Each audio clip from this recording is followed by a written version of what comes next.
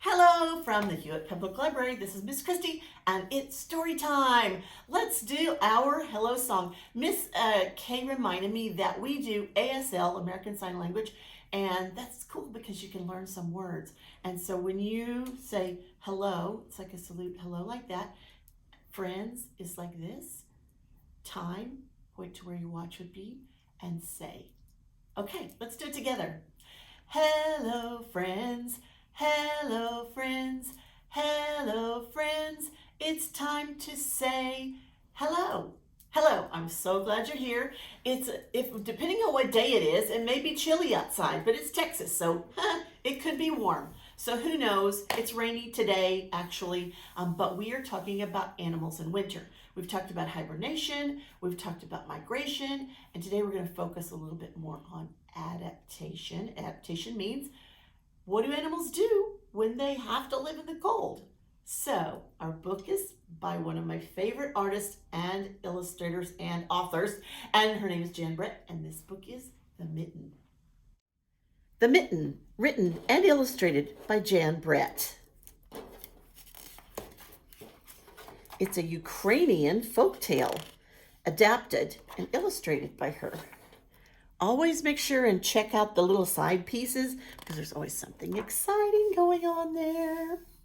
Once there was a boy named Nicky who wanted his new mittens made from wool as white as the snow. There's this, Grandma.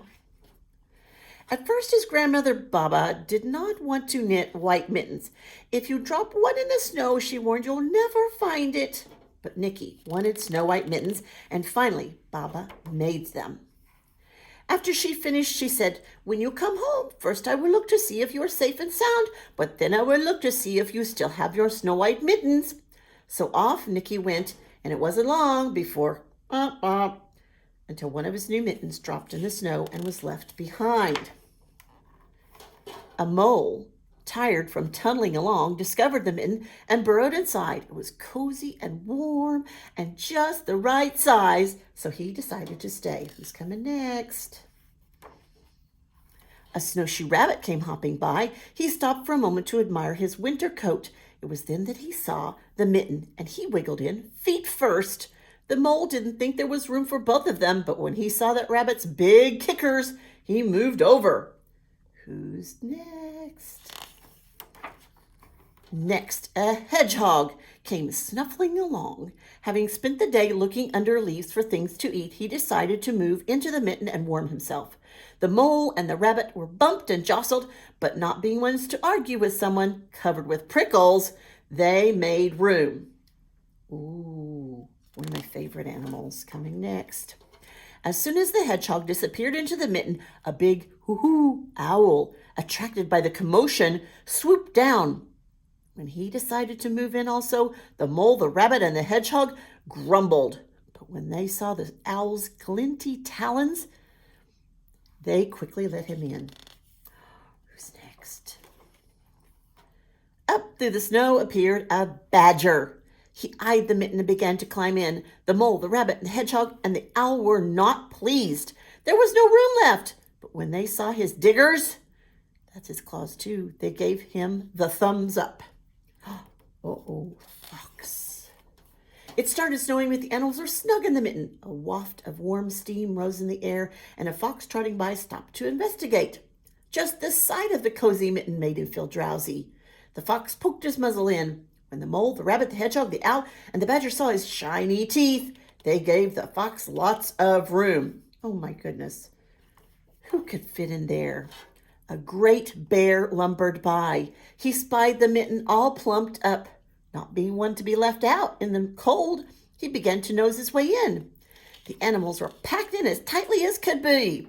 But what animal would disagree with a bear? The mitten swelled and stretched. It was pulled and bulged to many times its size, but Baba's good knitting held fast. Still one more? It's a little one. Along came a meadow mouse, no bigger than an acorn. She wiggled into the one open space left and made herself comfortable on top of the great bear's nose. Uh-oh, he's finally discovered. The bear, tickled by the mouse's whiskers, gave an enormous "Hutch!" Sneeze! The force of the sneeze shot the mitten up into the sky, and the animal scattered in all directions. On his way home, Nicky saw a white shape in the distance. It was his lost mitten, silhouetted against the blue sky. Oh my gosh, all the animals exploded out of the mitten. As he ran to catch his snow white mitten, he saw Baba's face in the window. First, she looked to see if he was safe and sound, and then she saw that he still had his new mittens. But they're not the same size. The Mitten by Jen Brett. I love Jen Brett. I hope you do too. I really love that book. It's one of my favorites. And I hope you are staying cozy and warm and not with a lot of animals trying to find a warm place. That was a weird adaptation. That doesn't usually happen. So I hope you're having a good day.